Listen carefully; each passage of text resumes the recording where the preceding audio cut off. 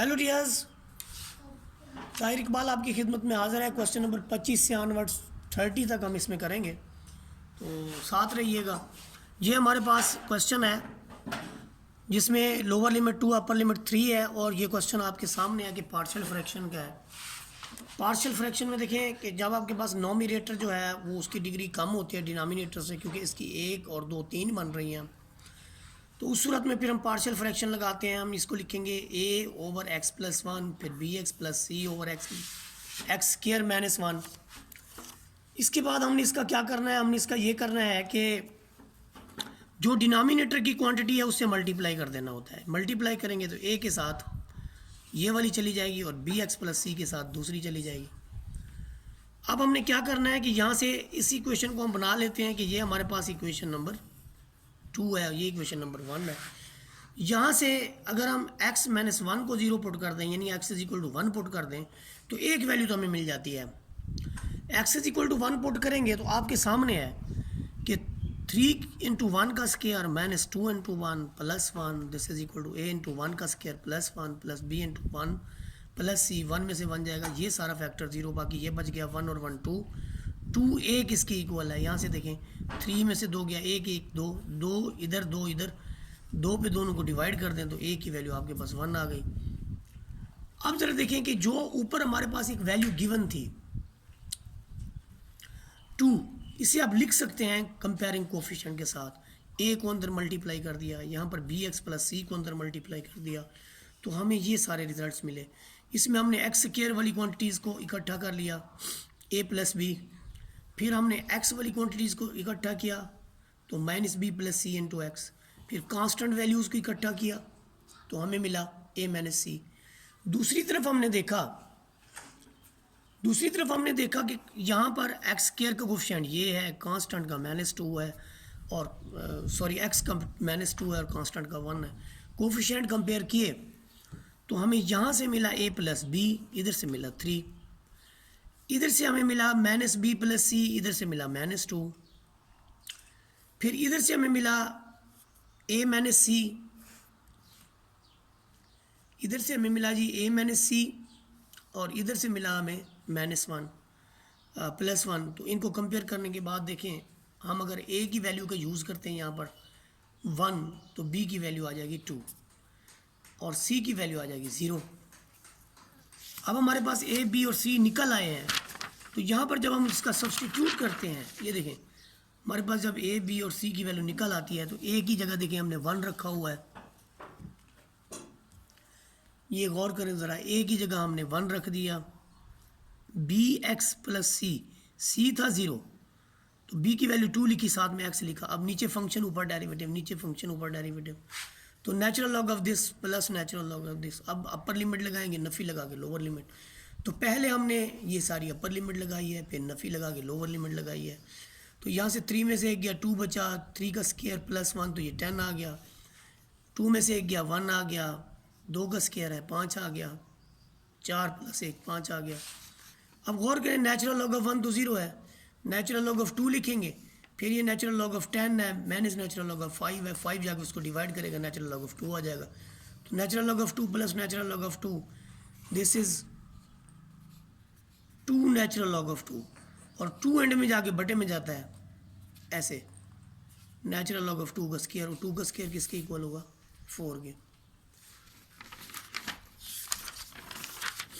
इसके बाद देखिए हमारे पास है जी क्वेश्चन नंबर 26। क्वेश्चन नंबर 26 के अंदर देखिए हमारे पास बड़ा ही आसान क्वेश्चन है, ये गौर कीजिएगा ज़रा। साइन एक्स माइनस 1 के बटे में कॉस स्क्वायर एक्स, लिमिट है 0 to π/4। तो कॉस स्क्वायर एक्स दोनों को दे दें, इसको दे दें, इसको दे दें, तो 1 over cos x sine x over cos x, तो 1 ओवर कॉस एक्स है सीकेंड x, sine x over cos x is ten x, और साथ में 1 over cos square x is secant square x. तो यहाँ से मिलेगा आपको सीकेंड एक्स, क्योंकि सीकेंड एक्स टेन एक्स की इंटीग्रेशन होती है सीकेंड एक्स, और सीकेंड स्क्वायर एक्स की जो इंटीग्रेशन होती है वो आपके पास होती है टेन एक्स। अब सीकेंड पे आप अपर, ये इंटीग्रेशन तो हमने कर ली, अपर लिमिट लगाएंगे x की जगह π/4, x की जगह π/4, नफ़ी लगा के फिर लोअर लिमिट लगाएंगे 0 0, इससे तो हमें 1 रिजल्ट मिलेगा, tan 0 से 0 मिलेगा। तो यहाँ से सीकेंड π/4 जो है ये आपका स्क्वायर रूट ऑफ 2 है -1, और -1 इंटू -1 माइनस के 2 हो गए। तो ये आपका जो है वो फाइनल रिजल्ट हो जाएगा। इसके बाद देखिए 12 के बाद हमारा 25 हम कर चुके हैं। इसके बाद जो हमारा नेक्स्ट क्वेश्चन है वो है जी 27 के अंदर देखें, ये भी बड़ा इजी है। आप इसकी रैशनलाइजेशन कर दें, 1 मैंने साइन एक्स से ऊपर, 1 मैंने साइन एक्स से नीचे मल्टीप्लाई कर दें। ऊपर वाली वैल्यू एज इट इज़ नीचे आपके पास आ गया 1 मैंने साइन स्क्वायर एक्स, और 1 मैंने साइन स्क्वायर एक्स जो है वो कॉस स्क्वायर एक्स के इक्वल होता है। कॉस स्क्वायर दोनों को दे दें, इसको भी दे दें, इसको भी दे दें। ये देखिए स्क्वायर दिया हुआ है, एक बार 1 को दिया है, एक बार कॉस को। 1 ओवर कॉस आपका सीकेंड के इक्वल है, जो आपके पास है जी 1 ओवर कॉस वो आपका सीकेंड के इक्वल है, और साइन ओवर कॉस आपका टेन के इक्वल है। Secant square x ten x, इसका सारा सीकेंड एक्स। अभी हम पुट करेंगे अपर लिमिट π/4 इस पे और इस पे,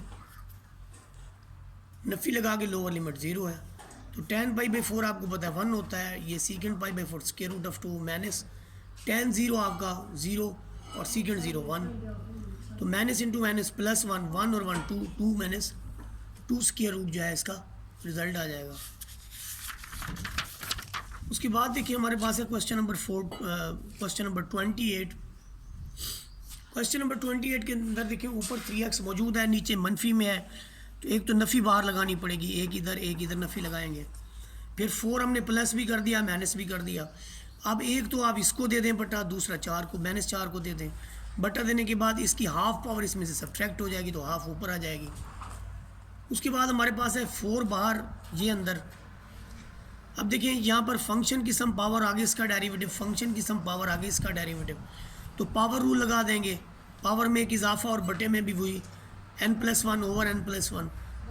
इसका जो रिजल्ट आता है 3/2 ओवर 3/2, इसका 1/2 ओवर 1/2। अब अपर लिमिट पुट करेंगे हम, अपर लिमिट पुट करें जी, अपर लिमिट 1 है, लोअर लिमिट 0 है। जब 1 पुट करते हैं अपर लिमिट में, जब 1 पुट करते हैं तो हमारा ये रिजल्ट आता है।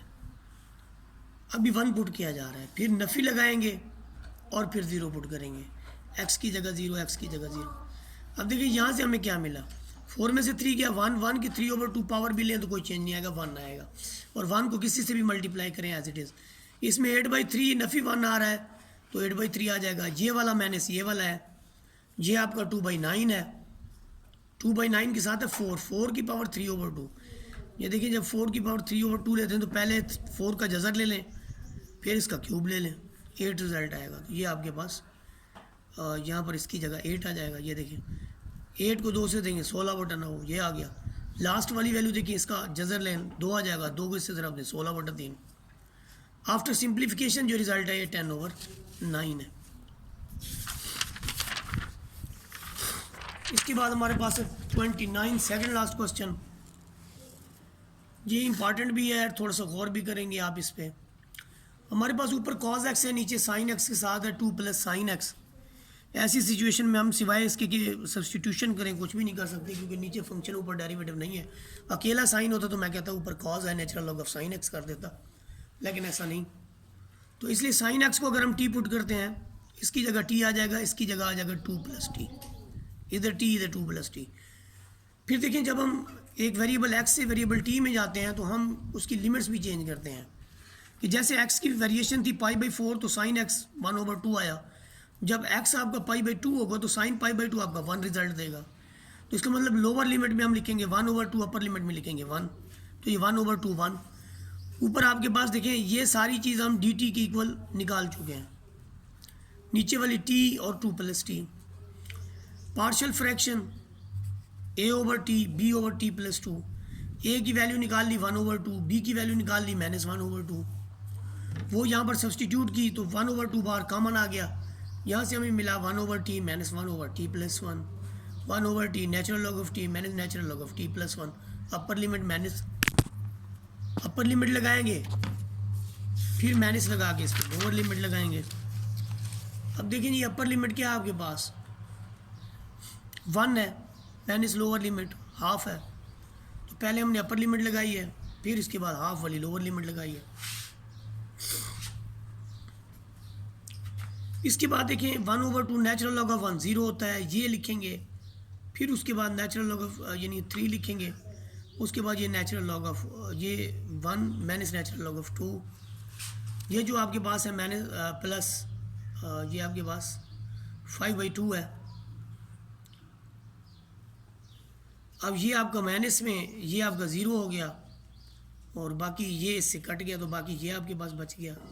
और नेचुरल लॉग ऑफ 5 जो है ये पहले ही बता चुका हूँ मैं कि मिस्टेक है, प्लस में आया। उसके बाद नफ़ी नेचुरल लॉग ऑफ 3, तो ऊपर 5 लिखेंगे, नीचे 3, 1/2 जो है आपका बाहर आ जाएगा। इसके बाद हमारे पास एक्सरसाइज का लास्ट क्वेश्चन है, क्वेश्चन नंबर 30। क्वेश्चन नंबर 30 के अंदर देखें जो हमने काम करना वो ये है कि 0 से π/2 साइन एक्स, ये 1 plus cos x, 2 plus cos x, ये लास्ट वाले 2 जो है सब्सटीट्यूशन मेथड से हैं। अब हम कॉज एक्स को जब टी पुट करते हैं तो डिफरेंशियल लेते हैं, तो minus sine x D x D T के इक्वल आता है। तो यहाँ पर एक तो हमें नफ़ी लगाना पड़ेगा, साथ में डी टी देना पड़ेगा। दूसरा, अगर एक्स आपका 0 है तो टी अप्रोच करेगा 1 को, क्योंकि जब आप कॉस 0 लिखेंगे कॉस 0 1 के इक्वल होता है। सिमिलरली एक्स π/2 जो टी आपका 0, तो नीचे आपका π/2 ऊपर 0। अब ये इसकी पार्शियल फ्रैक्शन है जिसमें हमारे पास एक वैल्यू ए की आती है, एक वैल्यू बी की आती है। यहाँ वापस अगर हम सब्सटीट्यूट करते हैं तो हमारे पास फिर नेचुरल लॉग का केस बन जाता है। नेचुरल लॉग का केस क्या है कि नीचे फंक्शन ऊपर डेरिवेटिव, नीचे फंक्शन ऊपर डेरिवेटिव। अब 0 और 1, upper limit 1 and lower limit 0 है, वो रखते जाएं जी। 1 + 1 2, 2 + 1 3, नेचुरल लॉग ऑफ 1 + 0 और माइनस नेचुरल लॉग ऑफ 2। तो यहाँ पर क्या होगा, natural log of 2 minus natural log of 3, ये 0 हो जाता है, ये माइनस इंटू माइनस प्लस हो जाता है। तो अब देखें ये 2 time natural log of 2 minus natural log of 3, तो 2 टाइम जब होता है तो 2 का स्क्वायर कर देते हैं। यहाँ से आएगा natural log of 4 minus natural log of 3, जिसे हम लिखते हैं नेचुरल लॉग ऑफ 4/3। तो हमारी ये एक्सरसाइज जो है वो कंप्लीट हुई। जज़ाकल्लाह खैरा।